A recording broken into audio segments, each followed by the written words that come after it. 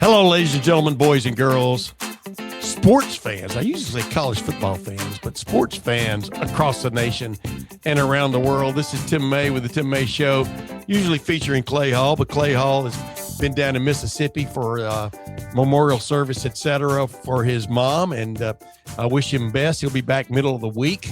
At least I'm keeping my fingers crossed. You know, if you get on that Natchez Trace, who knows where you'll end up. But, boy, he's not sitting in for him. He's sitting on top of him.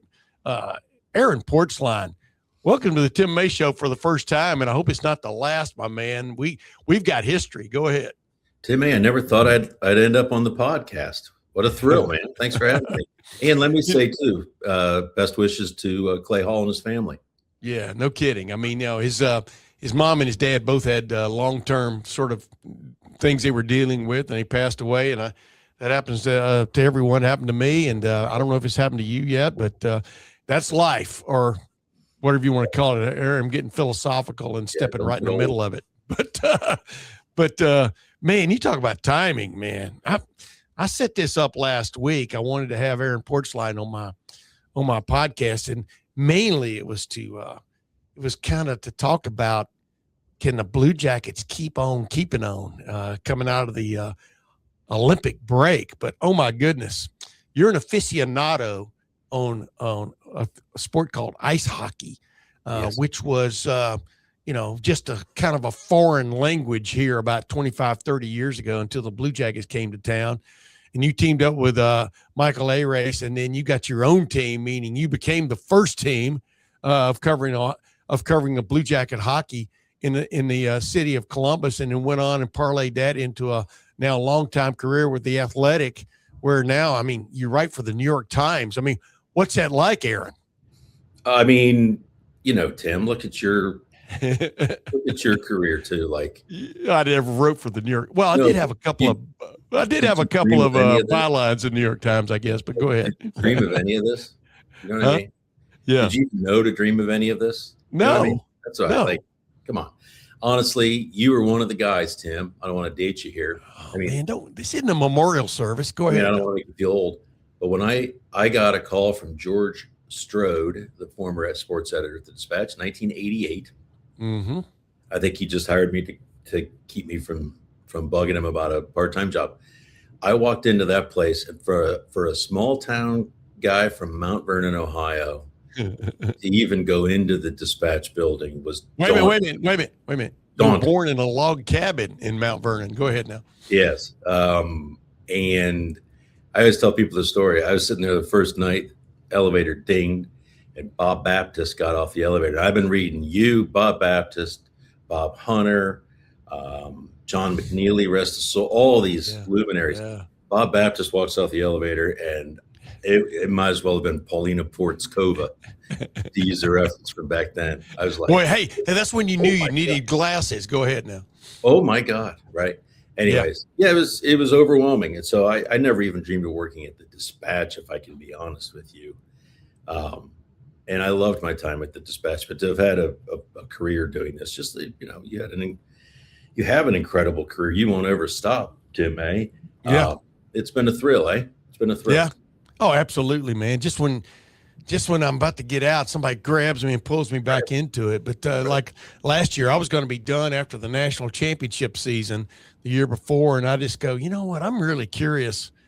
I basically, quit Letterman Row and On 3, which had been my second home after leaving the Dispatch, because I had retired and they'd pulled me out. And I just go, I'm going to stick around and watch this season, because it's what a curious when you're replacing that many players, quality players, and watch Ohio State go to number one and stuff. And I ended up with this Fan Stream Sports gig here with my podcast, which I kept the embers going on. And then, of course, you don't win a national championship every year, and we saw that, but compelling story there, good 12-0. But same with you, Porty. I mean, man, I so much give it up to you for latching onto that hockey beat, and almost like that dog that sits on the porch till the mailman comes by, and then he goes out and chases him. That's exactly what you did with that hockey beat, and it's taking you a lot of places, my friend. And the reason it has is because you've always been like that bulldog. I mean, chasing the mailman.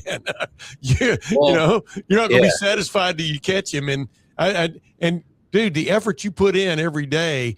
I was just thinking about this. I was driving in a while ago, fighting this one guy who had no clue about driving in the snow and hadn't cleared his windows. But you deal with all kinds of things on your way every day you get up. But man, you go after the story, and I've admired your work for like three or four decades. Well, that's really nice of you to say. And I learned from you guys.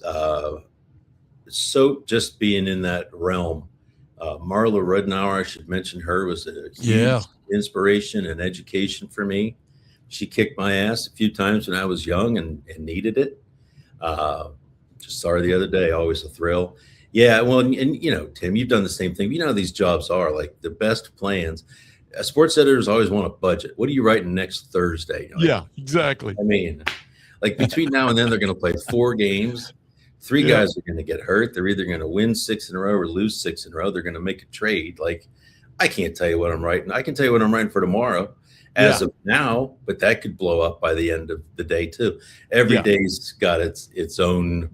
It tells you what to write, I always say. Like, they won't directly tell you what to write, but they, through their actions and their events and the occurrences, they tell you what to write. Don't plan you can't plan too far ahead. No, you're going to get locked into something that doesn't make sense anymore. I always thought that I took those budgets as being creative writing exercises where you just kind of make up. I mean, there's stuff you could write, but the point is, if you just stuck to your budget, I mean, we were beat guys, right? And that meant if something happened at 8 a.m. or 8 p.m., you were going to cover it, and that's why I always like that push at one time where they were trying to get us to write, be in the office more and stuff. And I'm going, okay, so you want me to come sit in the office from 9 to 5, and then, boy, by the way, if something happens at 6:30, I'm supposed to cover that also, Yeah, and should I have the players call me in here? Yeah, I mean, I never to the players. Yeah, I never discounted what copy editors and the editors did, at their desk. But the flip side, they weren't the same jobs, So it is what it is. That's not why I had you on, is to talk about what went wrong in the newspaper industry. Had you on because got you on because number one, I do want to talk about the Blue Jackets, but man, we got to talk about what happened over the weekend. I mean, the U.S. women beat Canada. I think beat Canada in the gold medal, one of the great gold medal games ever. 100%. And then you turn right around. What can you do better than this? I mean, dude, that game Sunday, it was 1-1 at the end of regulation, but it had you on the edge of your seat. The entirety. I mean, does it get any? We'll get into the local ramifications, but number one, if you want to showcase a sport, what better example would you have than the United States men versus the Canadian men? I mean, golly, right? Go ahead. I've heard people say these are all-star teams, and they are, but they're more than all-star teams. Yeah, they're more than that, because the all-star game, which is awful. I'm not saying it's the game. I'm saying the rosters have been compared to that. They pick somebody from all 32 teams. There is no such obligation in the Olympics, right? You're taking the 32 best Canadians. You're taking the 25 best Canadians, 25 best Americans. I think these two teams, and this is not to dismiss Finland or Sweden or Slovakia or any other teams that are sort of in that bronze battle, it seems like every year. I think each of these teams could bring a second team to the Olympics, and one of them would win the bronze. Yeah. Right? Yes. So that's the creme de la creme that's playing. And the pace of that game Sunday morning was insane. It was insane. Insane. Yes. Even, Brian Boucher, former Blue Jacket, who's seen a lot of hockey, from ice level, couldn't get his arms around. Yeah, what was happening? Right. Like, it was too fast for some 40 goal scorers that were out there. It was too fast. Yeah. And one of the things that was mentioned, and we'll go in depth on Werenski later, but about him and players like him is their ability to slow it down. Yes. You just gather it, let everybody breathe, and now reset, go. Because that game was just going so freaking crazy. And there's going to be, of course, an examination. They're going to exhume the body in Canada. to talk about what went wrong. And Yeah. maybe I'm an idiot. I mean, they lost. That's what went wrong. I don't think anything went wrong. That's a hell of a hockey game. There were 6-7 bounces at any point through that. The Taves wrap around the goalie that just barely goes wide. I mean, there's 5 more of those you could come up with. Yes. They easily win that game. I mean, you could argue they were the better team in that game, but that's hockey. Hellebuck was incredible. That moment, that Werenski pass to Hughes is going to be an iconic highlight that you're going to see for the rest of our lives, and probably for most people listening to this. Yeah. And I've heard a classic 3-on-3. Yeah, right. There's that too. I've heard people say, well, it's kind of like the 1980. It's nothing like 1980. Nope. Nothing will be like 1980. Nope. That's why it's a miracle. Those were amateurs against pros. Yep. These were pros against pros. It was damn good hockey. Yeah. Yeah. And yeah, the USA is feeling pretty good about itself, and there should be ramifications for the next generation or so just on that game yesterday. Amen. Amen, brother. And let's start at the end and go back. By the way, I thought I think it was Alfred. Alfred had an unheralded stop in the goal. He actually ended up behind Hellebuck on one thing where he kind of chested a puck. I think the guy's name was Alfred. Huh? McAvoy. What did I say, yeah. Alfred? Yeah, McAvoy, where he chested a puck. Oh, I know nobody's talking about that. I just tweeted at the time something, shout out McAvoy or McAvoy, just because I go, man, nobody's talking about that.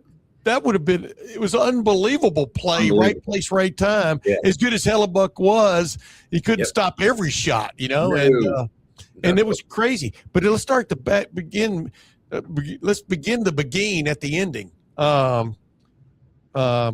Werenski. Everybody, I mean, you talk to Zach Werenski probably every day of your life, right? I mean, you know what I'm saying? A lot. And, I've done this. I covered Buster Douglas beating Tyson, right on the line. I mean, these guys you really know, and all of a sudden you're watching on television, you were yesterday, and this guy, just a regular Columbus Blue Jacket, makes one of the great plays in hockey history. I mean, my voice went up there because it was so cool. Muscled Nathan. Yes. McKinnon. Yeah. Nathan McKinnon. Yeah. I mean, it's kind of like beating Tyson, right? Did you see the so crazy. They go through with the gold medals, and then they hand the players the stuffed animals. If you didn't see this, make sure you go look at this. Yeah, I watched every one of them. Has this reputation as just an absolute no fun, no frills, everything hockey. I'll share a quick story with you. Matt Calvert goes from the Blue Jackets to Colorado. Calvert, always one of the most fit guys in Columbus, always. Gets to Colorado. It's like 2 days he's been there, and he's in the dressing room, and he has one of those like Quaker Oats granola bars. Nathan McKinnon, who barely knows him, literally hits it out of his mouth. Hits him. Wow. Says, we don't eat that shit around here. Wow. Right? Like everything that goes into his body is the right energy. He does. I mean, he is so driven and so intense. And they hand him that freaking stuffed animal yesterday. And I'm like, that poor animal is probably it. That stuffed animal is at greater risk than any other object on earth right now. The second he's out of, that thing's going to be just destroyed. Yeah. I mean, incredible. All of it was. Wasn't it amazing? They paid almost as much pomp and circumstance to the stuffed animals they did the medal. Because I watched a bunch of those. What was that thing? The Canadian women getting their silver medals after they had already given them to the who was it? Was it Switzerland? Who was the bronze medal women's team? And they were all excited about getting theirs. And and there you are, 15 minutes after losing the game of your life, and they're that's the juxtaposition of those two teams, and then the American team was crazy. Same thing yesterday with the Canadian men. I mean, they there's no joy in Mudville, right? They were absolutely devastated. Yeah, devastated. Of course they were. Of course. And again, like they're gonna you can hear it already up in Canada. Yeah. they're gonna like convene panels and talk about like what we can. I mean, it's kind of like the Soviet team getting beat when you yes, think about it. I mean, this makes the crazy. hey go back to this though, Werenski. You weren't surprised though to see his poise in that moment, were you? No, the crazy thing about yesterday really is he played 12 minutes and 10 seconds the entire game. Wow, I Like didn't know that's that. half of what he plays. Yeah. For Columbus. Yeah. No, so the other thing that's changed for USA this time from the Four Nations when they lost to Canada is that Quinn Hughes was healthy and played. And so not only did he help their back end, but he pushed, I don't think he necessarily should have, but he pushed Werenski down in the depth chart. Gotcha. So his minutes were regulated. If you're the Blue Jackets, you're delighted by this. He gets a gold medal, has a great experience, and he's not just completely run into the ground like he was at the Four Nations. Yeah, gotcha. These games are super intense. But I think the biggest issue for him will be getting his mind redirected, not his legs and his lungs, because he should be fine in that regard. Yeah. The poise has always been the thing. In fact, he is so damn cool with the puck that the most prevalent criticism of him, more in his early years, but even today, is how easy he makes things look, and it's often mistaken for being lackadaisical. Yeah, gotcha. Yeah, so those guys come along, man. Yeah, so smooth, and there's just it. Yeah, and the coaches, every coach that has come in here, and there's been a lot, Tim, says, I knew we'll that in a minute. Go ahead. I knew Werenski was a hell of a player. I had no idea until I saw it up close, saw it on the bench, and he'll have a minute and a half shift in a game where he's played 25 minutes, and he's not on the bench dying. He's not holding the boards with his head down. He's fine. He's good. Give me 45 seconds. I'm good. Yeah. Like the lung capacity. He's like the lung capacity of a cross-country skier. And those dudes in the Olympics are the ones that test off the charts for this stuff. Oh, yeah. Yeah. Poise is a big part of his game. Yeah. I was going to say, man, those guys come along. I mean, just like, Mike Vrabel could run gassers all day as a Ohio State football. Robert Smith could just run like a deer. You know what I mean? There are even among the elite, there are different levels of. I love that you said that. It's always interested me that the best of the best of the best, where they really look special, is doing just the mundane things. Like I could watch Robert Smith run all day. Yeah, those strides were like, oh my God, look at that. When I covered the Clippers and Jeter was here, it was the routine two hopper to shortstop and the perfect throw to first, right to the first baseman's mitt, right in the middle, where you went, God, that's beautiful. Like it's just so great. Yeah, every time. Oh yeah, they're different. I mean, it's good. But let's get back to that game winning. What was in your mind? And I'm not trying to get you to be biased here.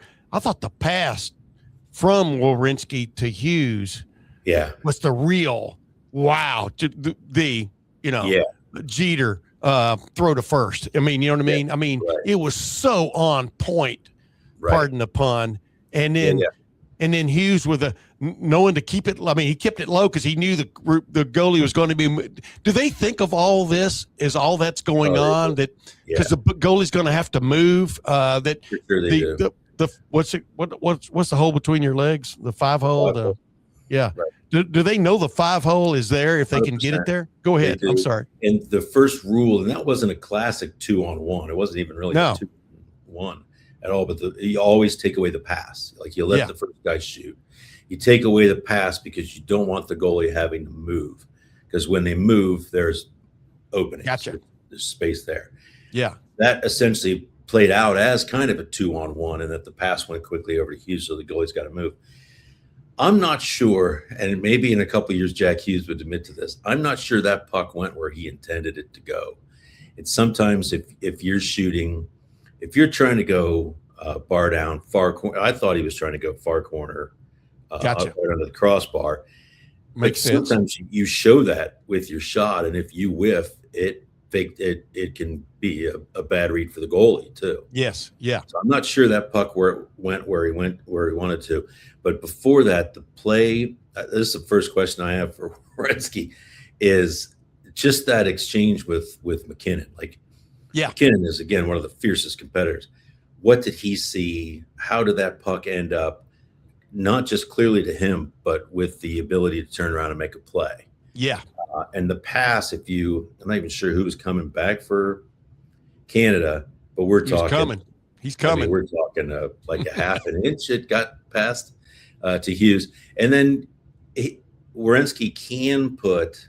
I'm not sure you could make that pass with a lot of his Blue Jackets teammates, because that thing was going about 70 miles an hour at the pass.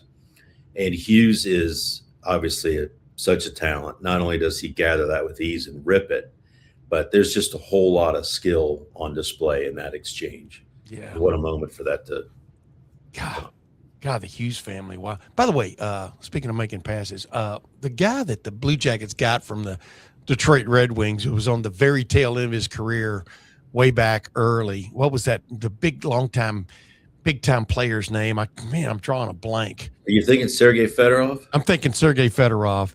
They got him from Anaheim, but yeah. Yeah. Wherever they got him, I just remember him being out on the ice and making passes, anticipating players being. I mean, he was so far ahead of the talent around him. It was golly, you just go, if they ever get guys that can play with his head, you know what I mean? From the way he's thinking the game, they're going to go places. Well, and I think you'll love this. They put him between Nash and Zherdev. Yeah. And they were both very young players. Yes, that's right.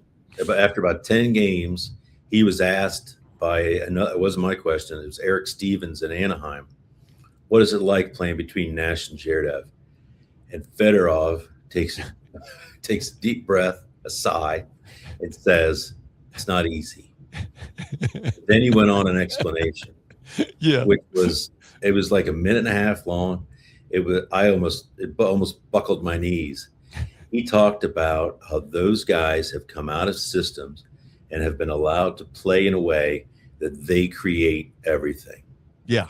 It's a singular play. And he's like, they're never going to become better players. They're never going to reach their true selves until they learn to rely on people around them. You have to. Then he says, "Wow, I'm Sergei Fedorov." I think what he meant to say is, "I'm Sergei Fedorov." Like, I'm a dude, right? Yes. You give me the puck, you're going to get it back. Like, and he was trying to impart this sort of a line being better than the sum of its parts, not a showcase player with two guys that support the showcase player. No. Gotcha. Yeah. But yeah, Sergei Fedorov. That's what lines are, though, man. Right? The great ones. I mean, well, real quick before we move on, the Hughes brothers. Yeah. Golly, one had a game. Another one had a game-winning goal. I mean, I'm stammering because I'm trying to get my question straight here. I mean, has a family ever had that kind of? I mean, I'm trying to think of a family having that kind of like big time sports moment ever, or sports moments ever in a single like tournament or whatever. I mean, that's kind of crazy to think about it. Go ahead. Hockey's weird that way with the Sutters and the Stastnys and the right. I mean, been a ton of father-son combos that have been. I mean, when I first saw it, the first hockey game I ever saw live was Gordie Howe and his two sons, for the Houston Aeros, but they weren't on this level. No. Did you know also, Timbo, that the Hughes' uncle, I hope I get his title right, he's basically the president of Denison University. Here in Granville, Ohio. So those kids have spent the Hughes brothers have spent considerable time. I think their mom is his sister. Oh, okay. Gotcha. She won a gold medal too.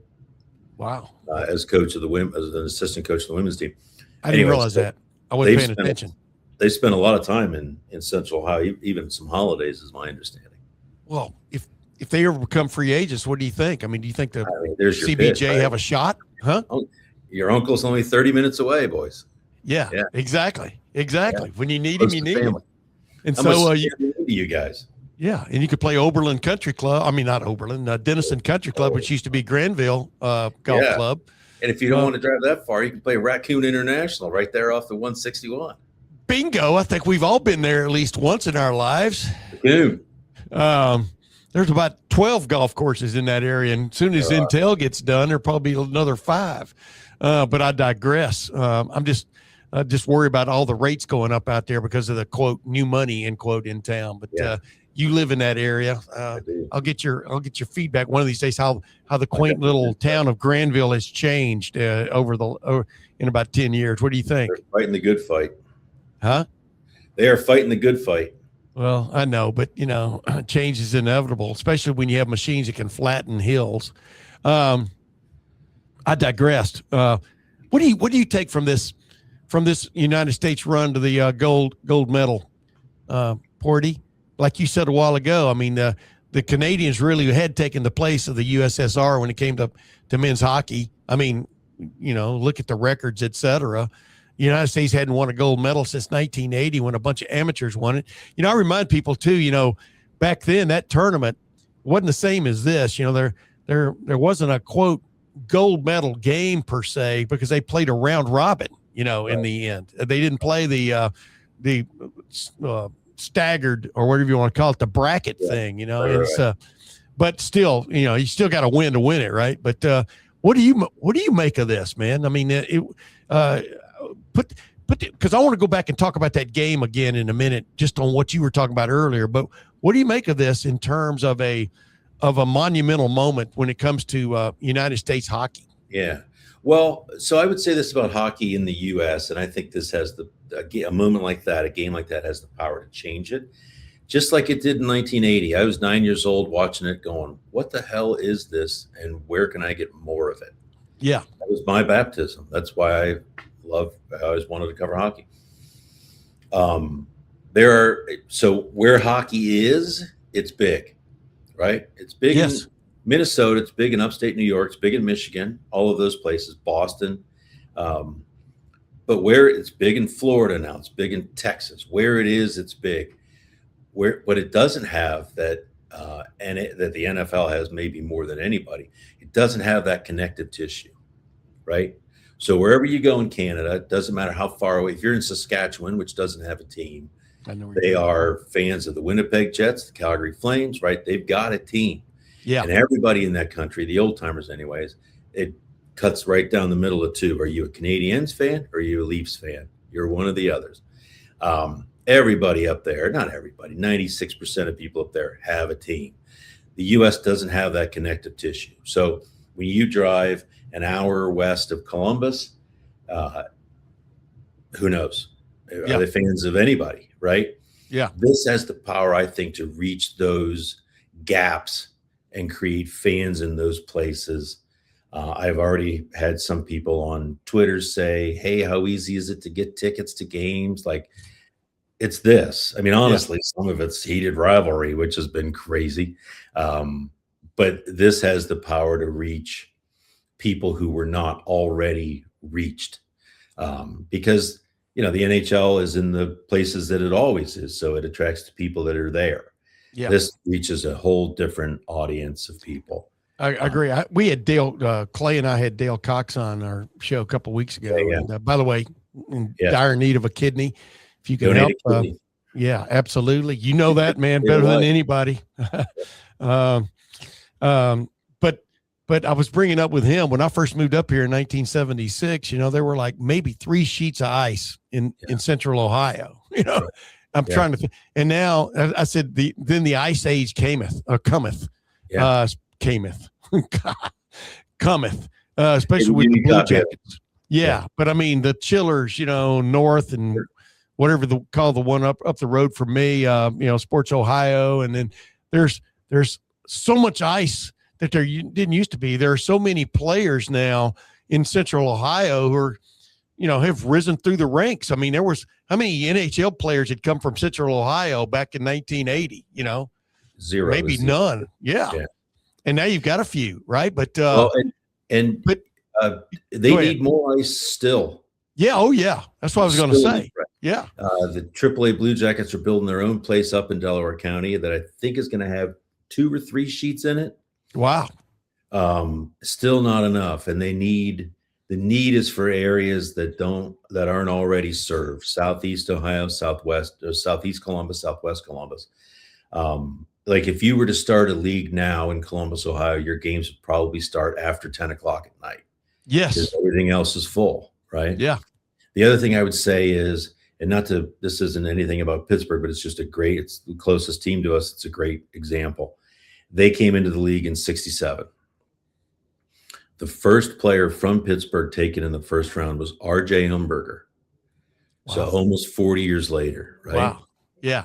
Yeah. Columbus, Ohio has had Roslovic, Connor Murphy, like you go on and on with the players, Carson Meyer, the Sherwoods, both of them.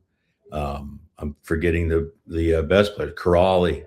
Like if you think of the players who have come out of here, it's pretty damn impressive, frankly, for still a young franchise to have that much of a foothold for players going to the NHL. And that helps kids around here too, because all of those guys are really good people who are integrated with the programs.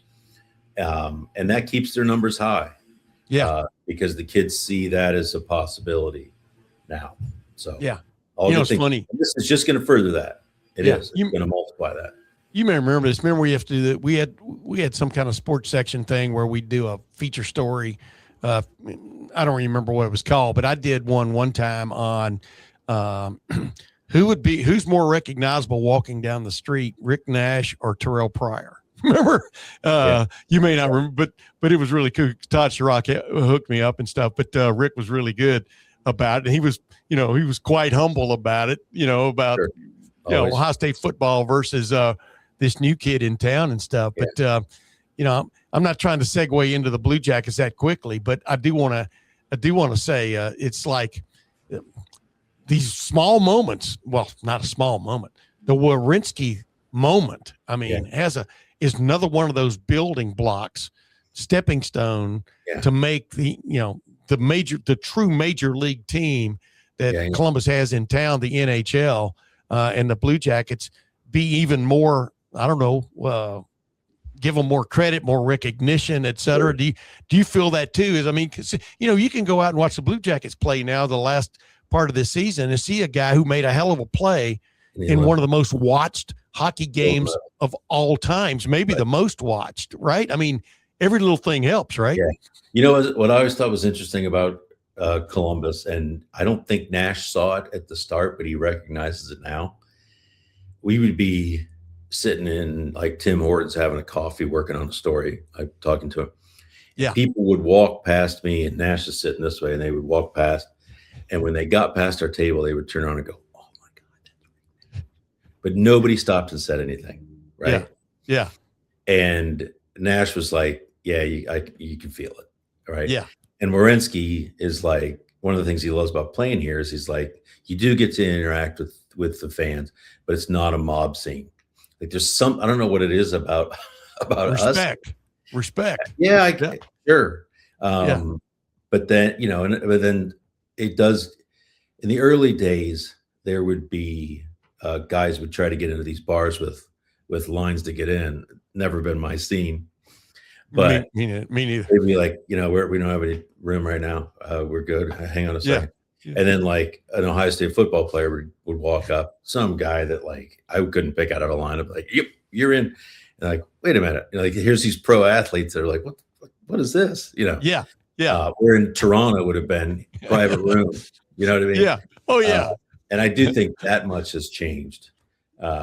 It's been a slow process, but that much has changed. But yeah, these guys do get recognized every day. There's fans at Nationwide Arena outside the loading dock where they park, waiting for autographs and that kind of stuff. You'll like this one. There was an engineer from Honda. He and his wife had a baby, and this was like year 1, maybe year 2, and the Blue Jackets it couldn't have been year 3 or 4. Blue Jackets come off the ice. And this woman hands her baby, no words exchanged, hands her baby to Nash. And Nash is like, he's like 20 years old. Like, what do I do with this? And she says, "This is my baby. His name Nasher." Wow. So wonder what he grew up to be. Nasher's got to be 25 or 24 4. Yeah, Nasher's got to be. Yeah, he's got to be either ruling the rinks out there or telling people what to do at Honda. Exactly. Right? Yeah. I never heard that anecdote. That's extremely. Hey, by the way, is he like his new role? I mean, how would you define his new role in succinctly? Best I can discern, the new role is more accurately called a new title. Gotcha. Yeah. A new title. And it was interesting when they hired Lawrence Coleman he came in here, and then after this rearrangement, it was back to where it was. Because I think most people see Nash as the successor to Waddell as GM. And I don't know where that stands. I guess we won't find out until it actually happens. Yeah. But he's capable of that, though, right? He's a sharp dude, isn't he? He is. And you know what? Chris Clark is, too. Really impressive guy. Mm-hmm. Answer to a great trivia question, too. Who was the Washington Capitals captain before Alex Ovechkin? Wow. Chris Clark. I did not know. I'm going to guess Chris Clark. Yeah. This is a good. It's just like giving the answer and then giving the question. Jeopardy. Who is someone who's never had coffee in my breakfast nook? Cliff Clavin answer. who's someone I've never met or something like that. Hey, so let's get right into it, and then I'll get you out of here. Is this sustainable? What we saw with is it? Do I pronounce his name Bowness? Yep, you got it. Coach Bowness. Boy, you talk about a bonus already. Woo. He's already earned it, hadn't he? But I didn't mean to be double entendre there, but is this sustainable? I mean, did you see something? I saw something there. I think I may have even commented to you about it. I thought, before I go to that, I want to find it because it kind of segues into what I'm talking about the Blue Jackets. Yeah. Going back to that speed of that game, with the United States finally holding sway from the 5-on-3 when the U.S. didn't have a clue what to do with it, or after that, until midway through the third period, the Canadians dominated that game.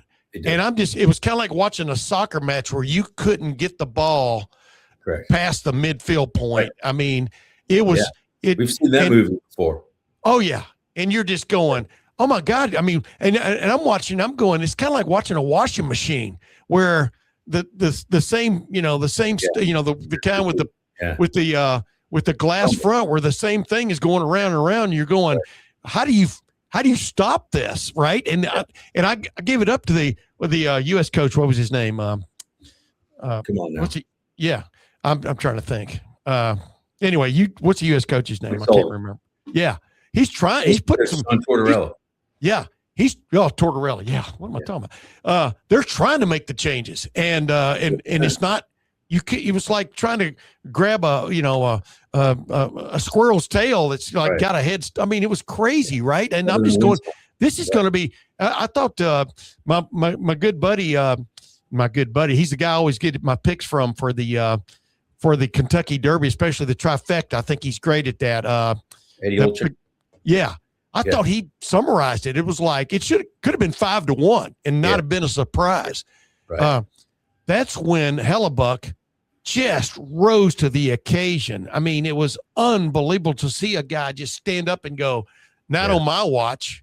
It was kind of like Jim Craig, and against the Russians and against the Soviets, not on my watch. Yeah. But dude, when you think back to that, it kind of makes the hair on the back of my neck stand up a little bit, thinking back of that, this frenzy that the U.S. team withstood and came out at the other end, right? Well, and there are times, and you saw it in that game to an extreme extent. There are times where it looks like the other team has more players on the ice. Correct. 6. They're everywhere. The person with the puck looks up and has 0 options. Yes. And part of that is the feeling of being overwhelmed affects the players who don't have the puck. And so they're not in the spot. They're sort of waiting for somebody else to fix it. But and you saw this with Columbus. You see it in every game when one team is making a push. There were times last year when the Blue Jackets, and this year now under Bowness, where when they forecheck, it looks like they've got an extra guy, and the guy with the puck looks up, and there's nowhere. And then from the other side of that, you look up, and there's a clear passing lane. There are options. You just take your pick, and yeah, Crazy. I mean that's the game. But the game is the lines and not the forward lines. I mean the lines on the ice. Yeah. If you can seal the attack zone, you can just hammer away. And when the Blue Jackets were losing those late games under Evison, a lot of times it was said, like, we can't get a bounce, or we're getting all these terrible bounces against us. And that's what happens when the puck is around your net. Like, bad bounces are going to happen when it's just around there all the time. Bad bounces don't happen in the neutral zone and on the other end of the ice, or they do, and it doesn't matter. But Canada. That's why I don't think USA fans should be offended or take exception when you hear the Canadian players say, "I thought we deserved to win," or "I thought we could have easily won that game." They could have. They 100% could have. And that's why I think any reaction from Canada about reevaluating how they do things is completely ridiculous. And as people, it would be some people trying to make it look, trying to justify their existence, frankly. It's a hell of a program. It's a hell of a team. They lost a hell of a game.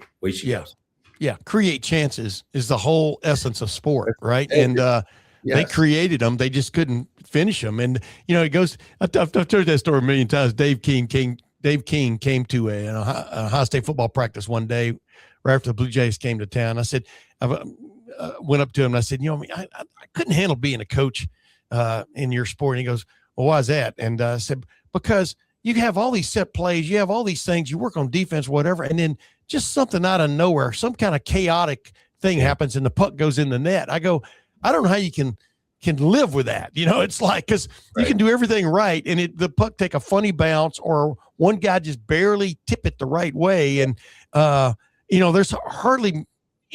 there's very few hockey goals scored on just a set bang, bang. Why? Now I'll take that back. The United States women, the breakaway and then the score for the winning goal for the gold medal.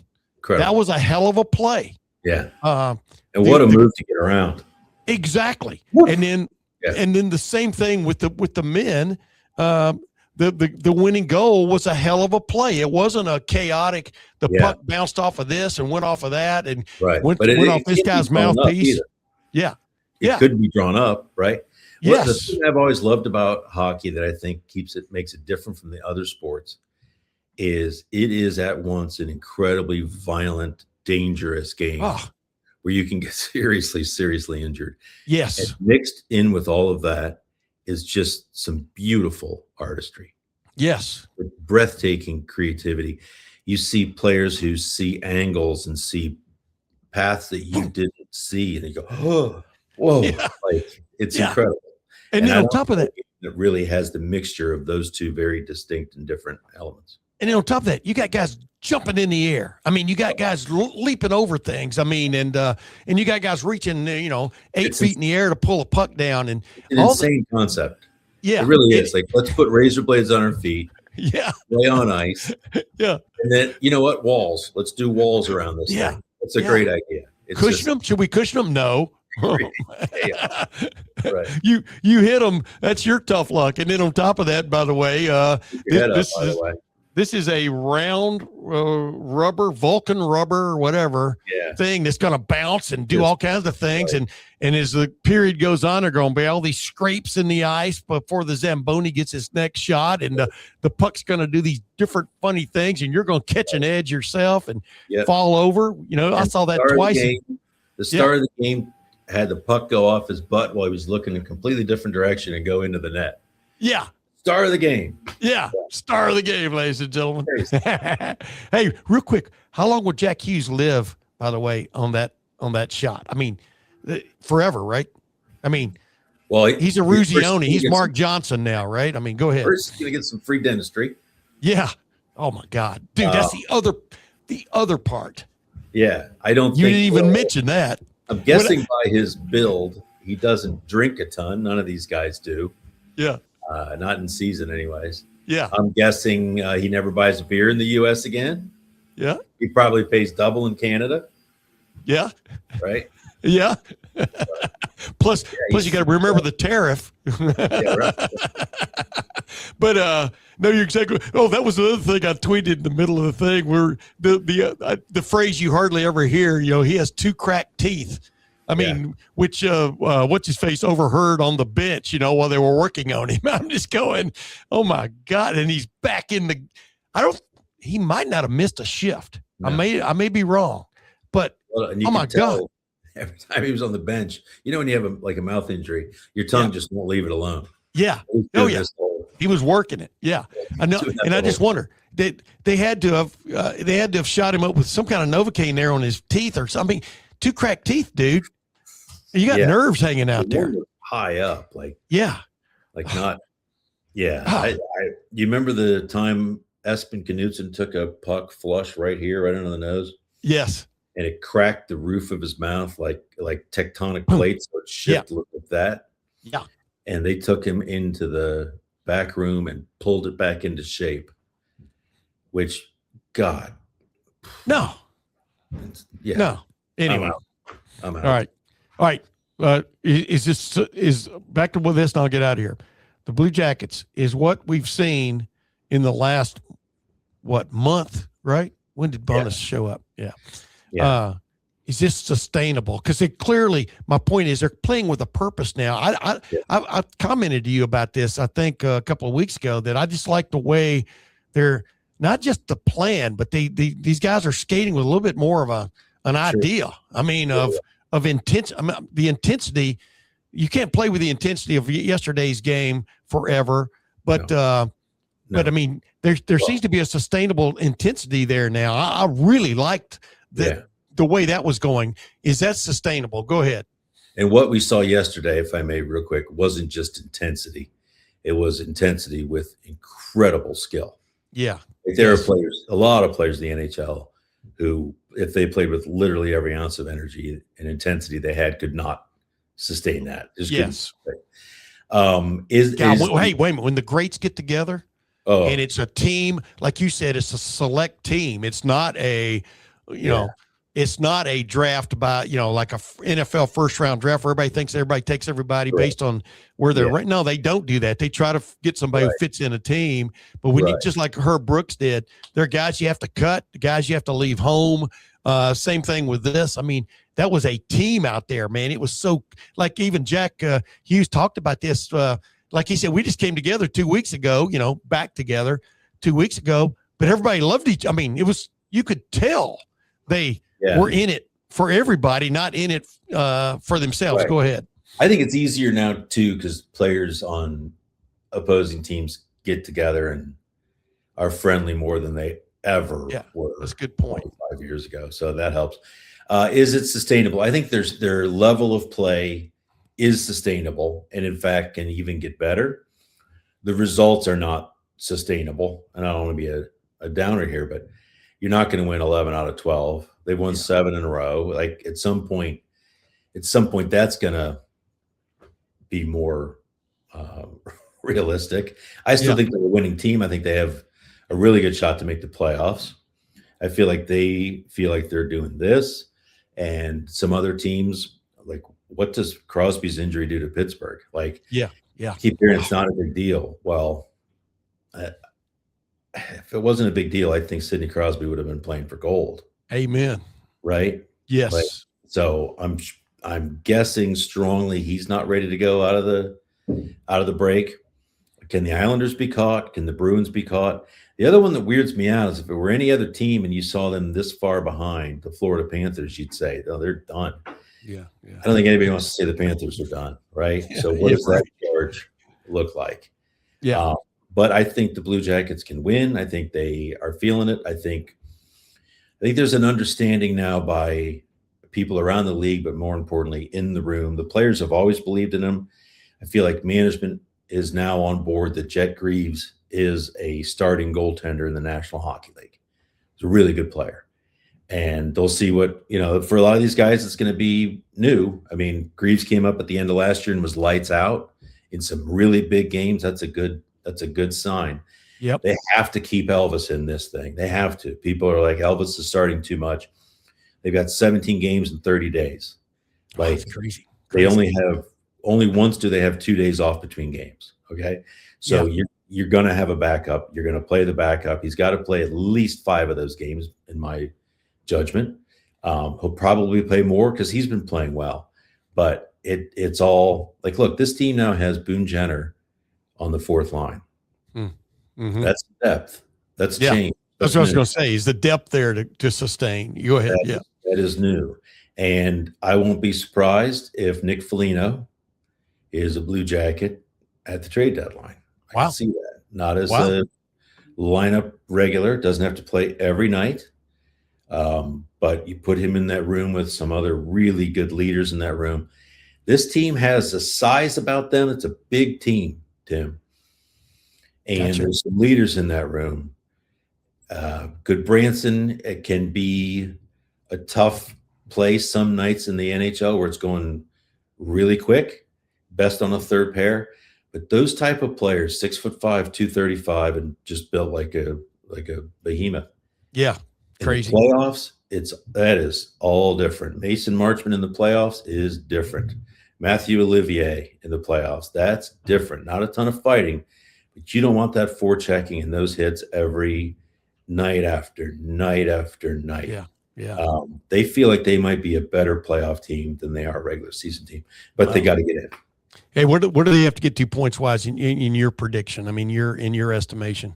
I'd have to look at it again. I probably 96 or 98. Yeah, I was thinking mid 90s, but that's and that's doable. The thing about what the thing about the run before the break, before the Olympic break, what it did was it put you in position, right? I mean, and that's the best thing about it. Go ahead. Let me be clearer about that too, because it did that in 2 different ways. When they started this run, they were, I think, worst in the Eastern Conference in standings for sure, but in regulation wins, which is the first tiebreaker. Yeah. All 7 of those games they won before the break were in regulation. Gotcha. So no one else is getting points, and you're getting regulation wins for that category. That's the longest string of regulation wins in this franchise's history. That's crazy. Yeah. Even when they won 16 games in a row, there were some overtimes and some shutouts in there. What that did is it changed that second category as well, where they now have an advantage over some of the teams that could be around them. So that run, just the wins, you had to have the wins, but to do it in the way they did has given them, they're not at a deficit now where if they tie with as many teams, they're still the odd man out. And that was looking that way for sure. Hey, Porty, I appreciate you. And by the way, I remember when I tried to help cover a few games of the Blue Jackets way back when. Yes, sir.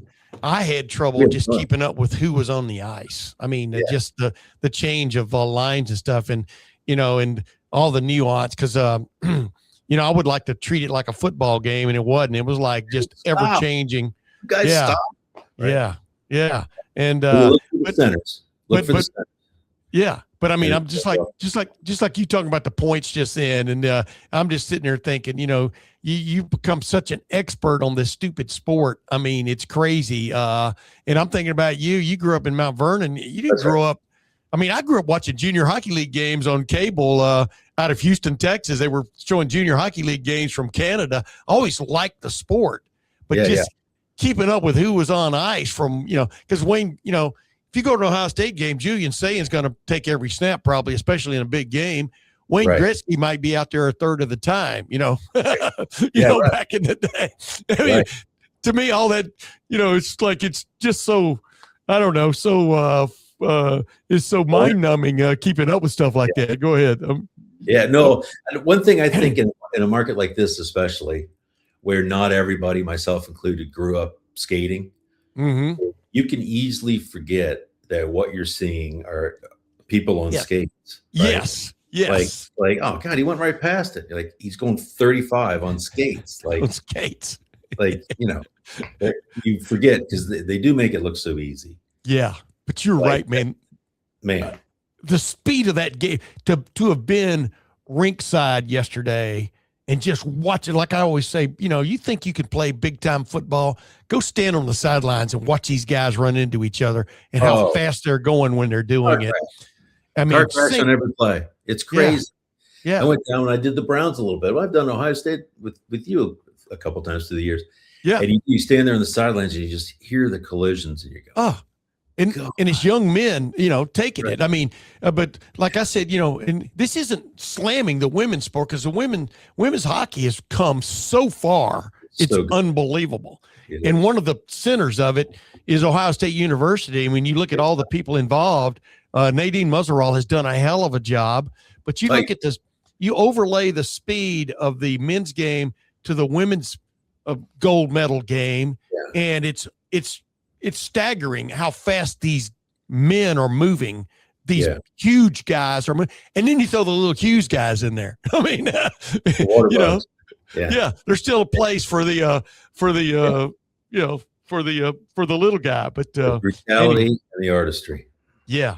I mean, and like I said, the Hughes brothers look like they've been in a barroom fight, at the end of that game yesterday. But it'd been a hockey match. Old enough to drink too. Yeah, exactly. Hey, Porty, thank you very much for joining me, my man. I hope I didn't keep you too long, and I know you got snow to shovel out there in Granville, but no, not even a half inch. I'm looking, it's like us. I expected a winter wonderland, and I expected it was more like wondered where did the snow really go? Where the winter landed. Yeah. But anyway, man, hey, real quick before you go, maybe a forecast, pardon the pun. Do the Blue Jackets make the playoffs? Brother, I don't know. I mean, I think yes, I'm not a betting man. I'm one of the few left who is. Yeah, me too, man. As much as I love to win, I hate to lose more. I feel like I know too much about sports to think I'm good enough to bet on it. You know what Bingo. I mean? Bingo. But I'll say I get a feel here, and I love Bowness's impact on this group. I think they're going to be better players for it. They are right now. They're going to be better players for it in the long run. Yeah. There's a lot of Ken Hitchcock there, but it is delivered in a warmer, more let's work together way. Yeah. With a default smile. That man, Bowness, not only does he look like Lou Graham, but he has a permatan and just the smile. It's a default smile.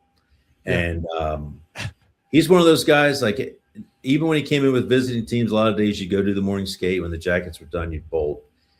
When Bowness was in town, he always made it down the hallway because he always had something interesting to say, one of the most congenial. And you see him pulling guys aside and talking to them, like having conversations with the guys, young players, old players, all of them. So he's really infused some confidence here.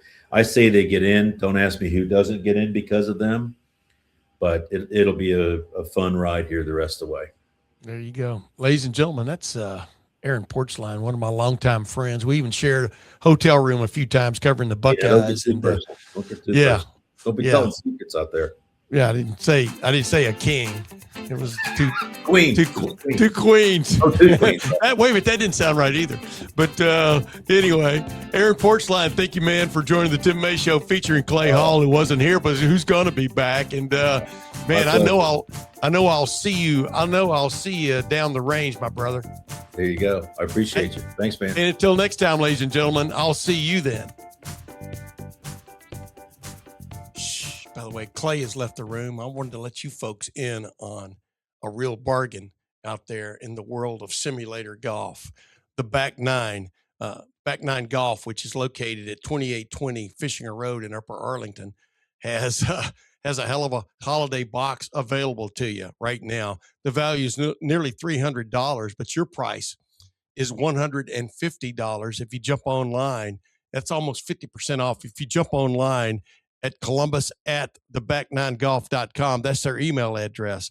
Their website is theback9golf.com/Columbus upper Arlington OH/. That's a long address, but just write it down a couple times watching it. And you can also call them at 614-362-7888. Parentheses putt. PUTT. But the bottom line is one of the new one of the new ultra modern simulators that you can find in the greater Columbus area. And it's really right there in the middle of Upper Arlington. I know Tito Thidoff and I hopped in there the other day. I think it was 16 degrees outside. There was snow and ice everywhere, and we played Pebble Beach. And we did it in less than an hour. So it's one of the great bargains going out there. And with this holiday box, you get 1 month of Birdie membership. You get Back Nine branded golf balls. You get cozy Back Nine beanie, and you get premium Back Nine towel. So that's a hell of a deal, because basically it's unlimited golf. It's 24/7. You get a code that gets you in the door, and then you can go from there. And it's definitely fun. It's the premises are pristine. I know we had a great time. We even played closest to the hole, a few shots on number 7, famed number 7 short par 3 at Pebble Beach the other day, and had a great time doing it. So if you're looking for that last minute gift for a golfer that you love, or yourself that you love, that you're a golfer, nothing wrong with giving yourself a gift at this time of the year. That's the Back Nine Golf holiday box, and it's only a limited time. And as you can imagine, there are only a few available. Quantities are tight. So check in at theback9golf.com.